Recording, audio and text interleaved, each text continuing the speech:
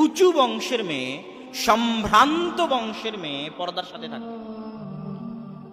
ইসলামে যারা দাসী তাদের চেহারা ঢাকার বিধান নাই। তো কোন দাসী যখন চেহারা ঢেকে বের হতো তখন ওমর রাদিয়াল্লাহু তাআলা আনহু চেহারা খুলে চলতে বলতেন দাসীদেরকে। কেননা চেহারা ঢাকা হচ্ছে, পর্দা করা হচ্ছে।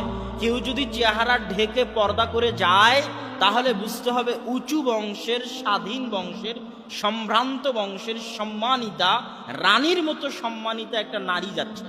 আর চেহারা খুলে যাচ্ছে মানে ৩ নম্বর শ্রেণীর বেন্যের সন্তান, অসভ্যর সন্তান, নিম্ন শ্রেণীর বংশের, যার সম্মান নাই, মর্যাদা নাই, যে নিজেকে দাসী হিসেবে প্রমাণ করতে চায়, যে নিজের চেহারা বিক্রি করতে চায়, বাজারে বিক্রি হতে চায়, সে অসভ্য ৩ নম্বর শ্রেণীর বেন্যের সন্তান হেঁটে যাচ্ছে পর্দাবিহীন ভাবে।